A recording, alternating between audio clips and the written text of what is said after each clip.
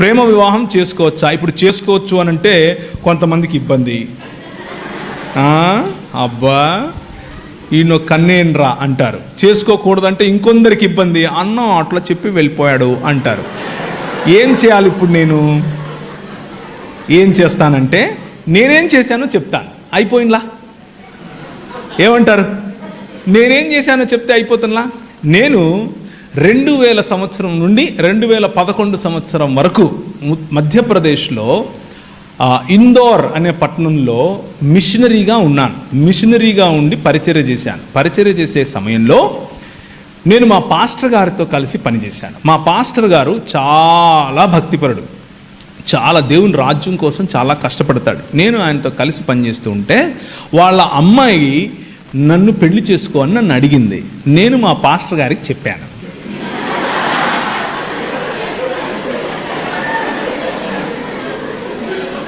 రెండు కలిపే కదా, కలిపానా లేదా? చూసారా? అందుకే ట్రిక్కీ క్వశ్చన్లు మీకే కాదమ్మా, మాకు తెలుసు.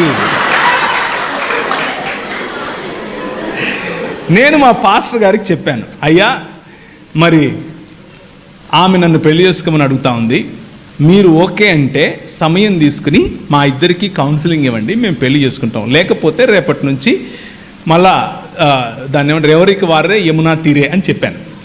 చెబితే ఆయన 2 రోజులు టైం తీసుకుని ప్రార్థన చేసి మా అమ్మతో మాట్లాడి, మా అమ్మ ఆయన ఒక మాట అనుకుని, సరే నో ప్రాబ్లం, ఆ అమ్మాయిది చదువు అయిపోయి ఆ తర్వాత చేసుకుందులే అన్నారు. ఒక 2 సంవత్సరాలు గ్యాప్ తీసుకుని ఇద్దరం ఒకరినొకరు అర్థం చేసుకుని వాళ్ళ ముందే, మా తల్లిదండ్రుల ముందు, అంటే మా భార్య తల్లిదండ్రుల ముందు అర్థం చేసుకుని, తర్వాత ఆమె చదువు అయిపోయిన తర్వాత చక్కగా అందరి ముందు మా పెళ్లిలో ఒక 6000 మంది వస్తే ఆ 6000 మంది ముందు పెళ్లి చేసుకుని ఆ తర్వాత భార్యాభర్తలుగా చలామణి అయ్యాం. ముందు భార్యాభర్తలు అయిపోయి తర్వాత పెళ్లిళ్ళు చేసుకోకండి అని చెప్తున్నాను. అది తప్పు.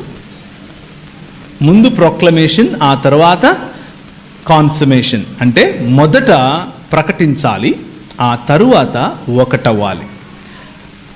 కనుక పురుషుడు తన తల్లిని తండ్రిని విడిచి తన భార్యను హత్తుకొనెను, ప్రేమికురాల్ని కాదు.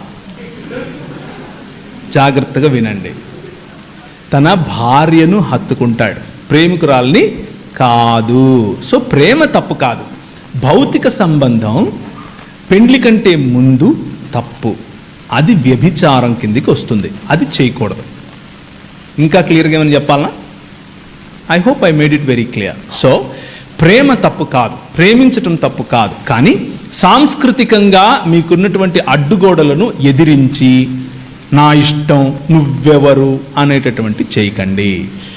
మీ పెద్దల దగ్గరికి తీసుకెళ్ళండి, పెద్దలతో సంప్రదింపులు చేయండి, పెద్దల యొక్క ఆశీర్వాదం తీసుకోండి. కొంతమంది ఒప్పుకోరు, కొంతమంది ఒప్పుకోనప్పుడు దానికి ఉన్న కారణాలు తెలుసుకోండి. మీకంటే ఎక్కువగా మీకోసం మిమ్మల్ని ప్రేమించే వాళ్ళు ఆలోచిస్తారు కాబట్టి వాళ్ళ పర్స్పెక్టివ్ని కూడా అర్థం చేసుకోండి. అర్థం చేసుకున్నప్పుడు మీరు ఒప్పుకోగలిగితే పర్వాలేదు. ప్రేమ గుడ్డిది అంటారు కదా, అలాంటి మోజులో కనుక ఉంటే మరి అది కొంచెం ఇబ్బందే, అది మీకే ఇబ్బంది, లాంగ్ రన్లో మీకు ఇబ్బంది అవుతుంది. సో జాగ్రత్తగా ఆచితూచి. ప్రేమ అన్నది భావన కాదు, చాలా జాగ్రత్తగా వినండి ఈ పాయింట్. ప్రేమ, love is not just an emotion, love is a decision.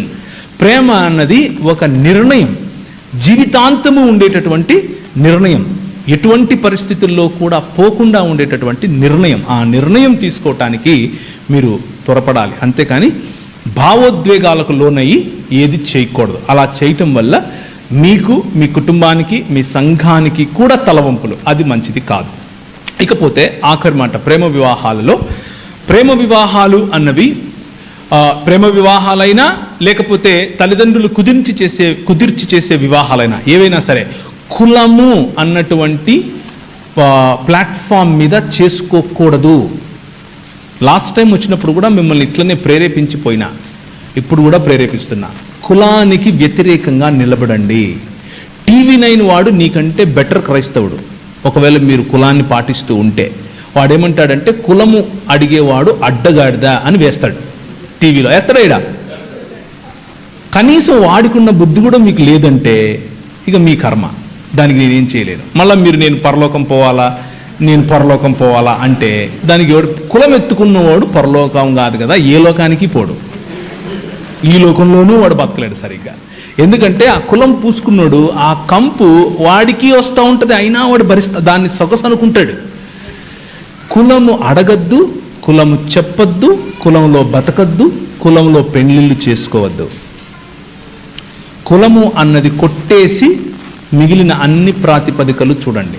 పెండ్లి అన్నది కేవలము ఒక స్త్రీకి ఒక పురుషునికి మధ్య మాత్రమే జరగాలి.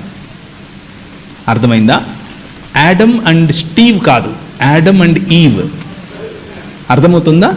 ఇటు ఈ మధ్య మా కర్మ చెప్పాల్సి వస్తూ ఉంది. ఎందుకంటే మన సుప్రీంకోర్టు వాళ్ళు చెప్పారు అలాగేం లేదండి, పురుషులు పెళ్ళిళ్ళు చేసుకోవచ్చండి, మీరు చేసుకోండి. క్రైస్తవ సంఘము దాన్ని పెండ్లిగా చూడదు, దాన్ని సహించదు.